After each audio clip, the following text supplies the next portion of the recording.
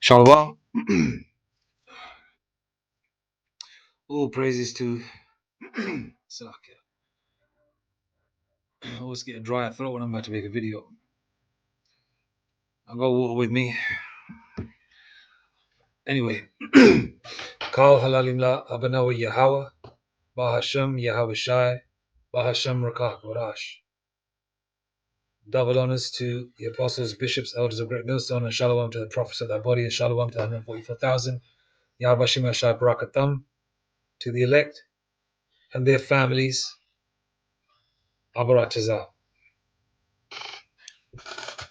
Now, just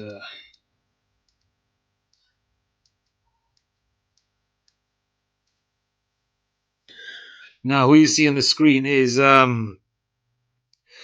is Christopher Reeve, and as you know, as children, you're coming up. This was a very key movie for a lot of us that was so connected to this movie without knowing that it's actually talking about the kind of powers that the Lord will have, but He'll have it way more. Just a little example, and the kind of powers the Lord I'm talking about, Yahweh Shai, His Majesty, and also the elect will have, right? And this came to mind. What was the outcome of this Edomite, Christopher Reeve? And he was definitely an Edomite. Okay, and the only way these Edomites can even envision, even have kind of power that they were showing in the movie is only in a movie. It's make believe for them. They're in awe of the kind of power the elect are going to have. Hence the reason why they coming against the truth and the name of Yahweh Bahashim Yahushai is so heavy. But back to the book of Maccabees came to mind. Okay, now let's go to the book of Maccabees quickly. First Maccabees 3:48, and laid open the book of the law wherein the heathen had sought to paint the likeness of their images. Now, in this case, Superman isn't a particular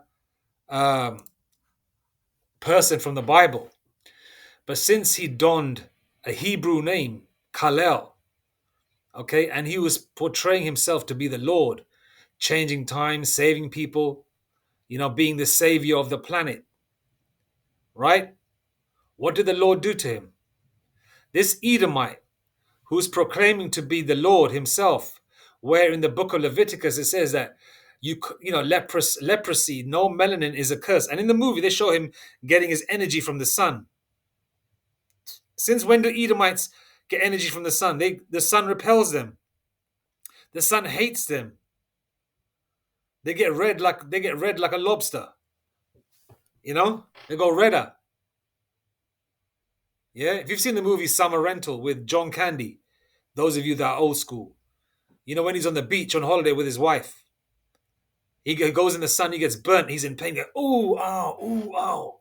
Because the sun burnt the shit out of him, and his wife had to put some cold cream or whatever on him to sort of soothe him. The sun hates you, Edomites. So how do you get your energy from the sun? So this is whitewashing in another degree.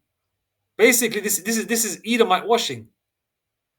He's calling himself the most. He's calling himself the Lord, all powerful. His name Kalel, right? But I also looked into the meaning of Kalel. Where is it? Origins of Kalel. American and possibly Arabic origin. How the hell is Kalel American? Okay. Well, American, yeah. I mean, if you want to say American, yeah, the native Indians, yeah. Kalel, yeah, because the native Indians, so-called native Indians, the Gadas are Israelites. If you want to talk about them, yeah. Right, but we know American. There's no such thing as America. Amerigo Vespucci was a so-called white man that named America. All right, America means, all right, or the word American means, or America means bitter. All right, Kalel is a boy's name of possibly Arabic origin. Okay. Now, it's not Arabic origin. Okay.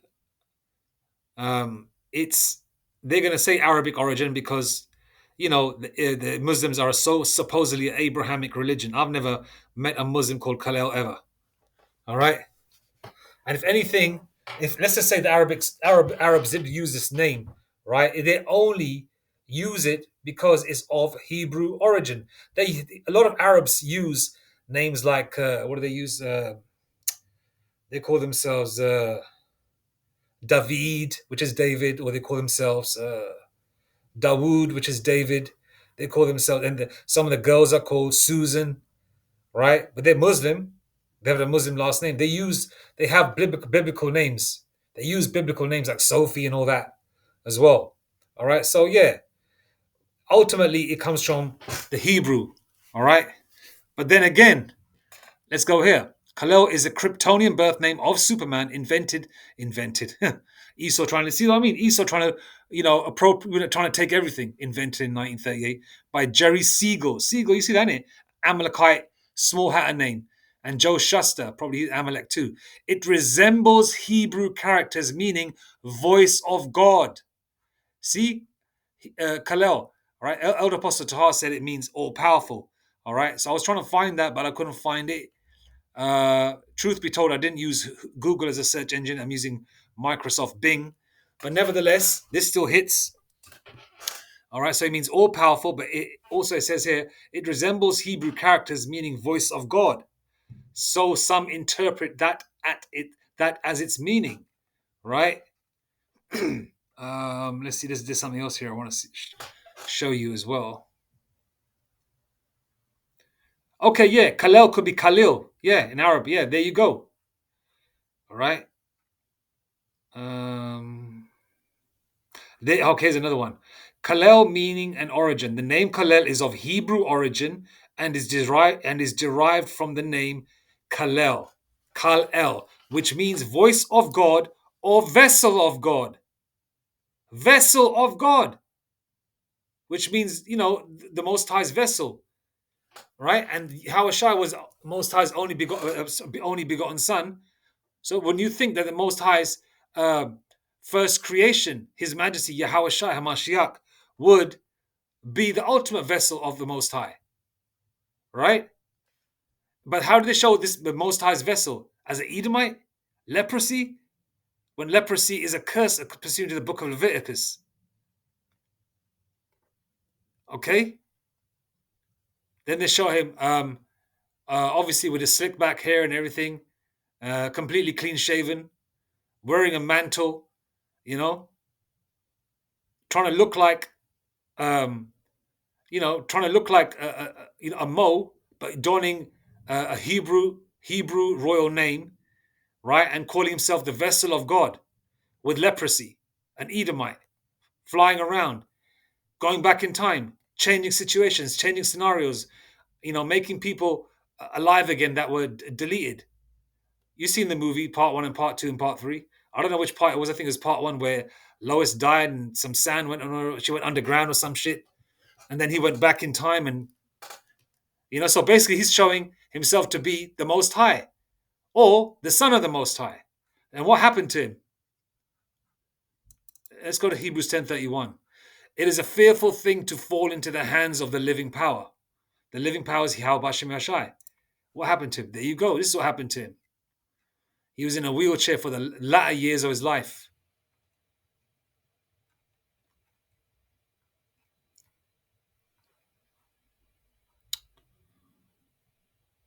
Okay, let's see when he finished. So I think he was in the first Superman was 1978.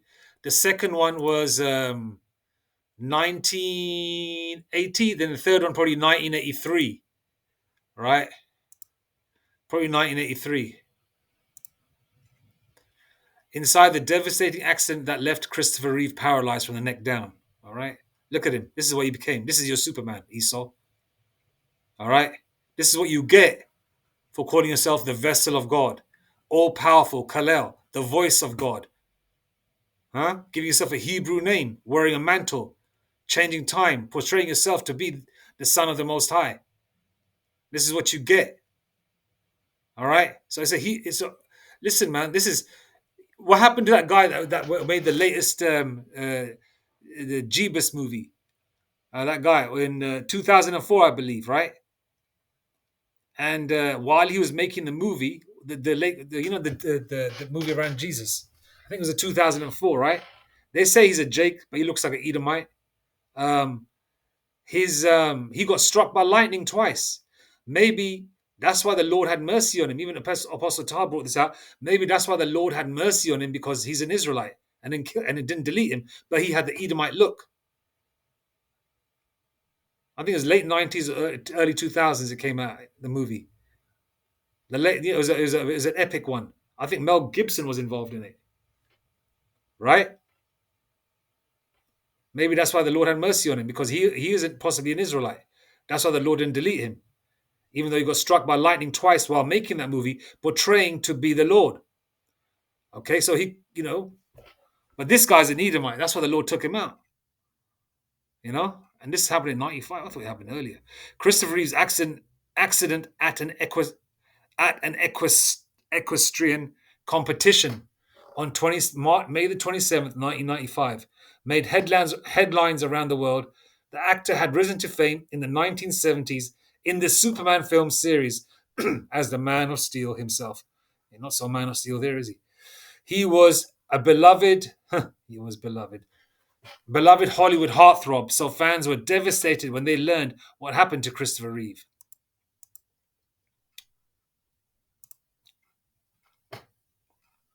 Reeves' horse, Buck, had stopped short while attempting to jump over a fence, sending the actor flying through the air.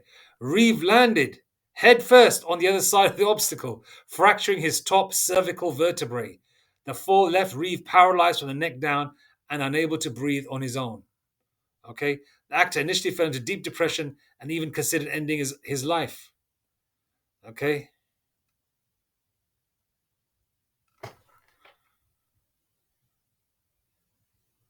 And he died in 2004, a decade after the accident.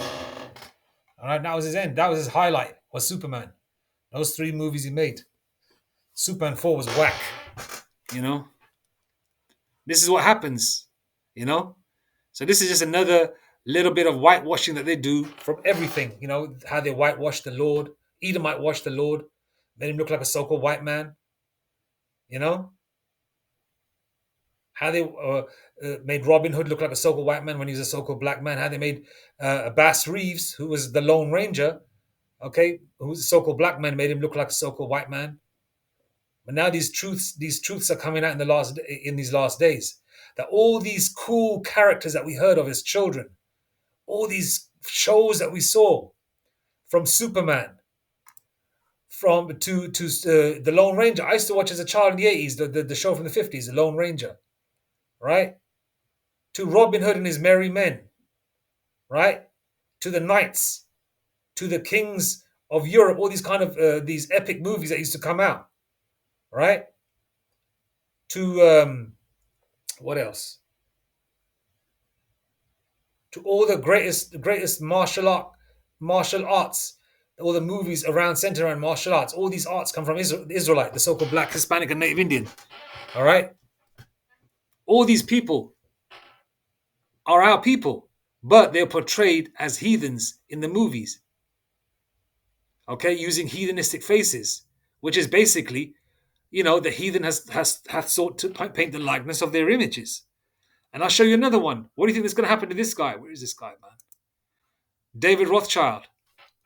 This is Caesar Borgia, or Serapis Christus, reincarnated. Born in 1977, England. Father, Evelyn Robert de Rothschild. Rothschild meaning red shield. They know they're Edomites. Look at this. Look at him. Same kind of hair, beard. Yeah?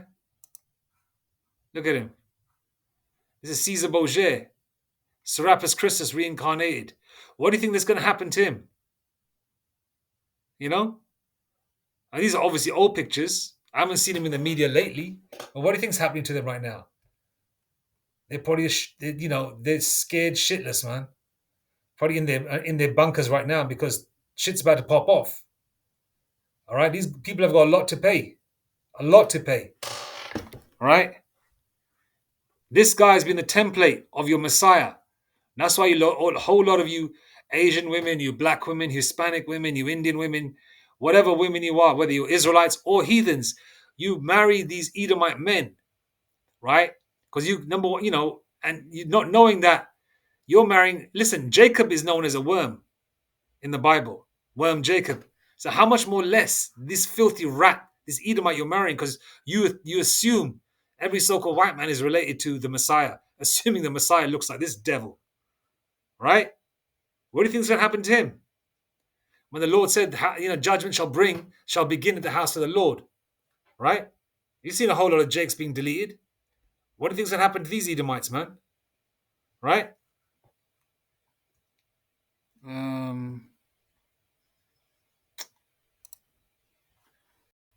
Where is he?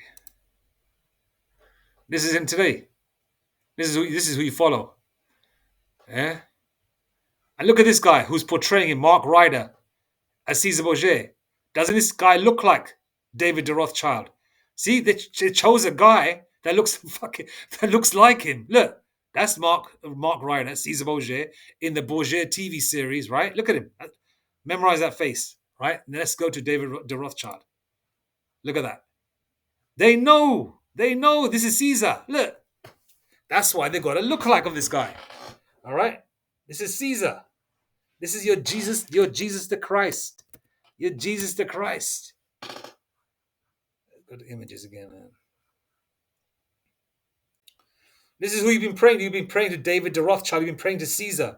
You've been praying to Serapis Christus. This is who you've been praying to. This devil. You know?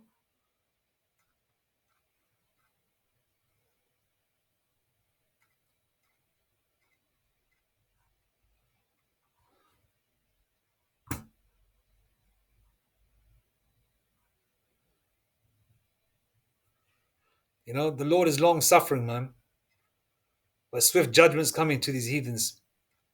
Swift judgment.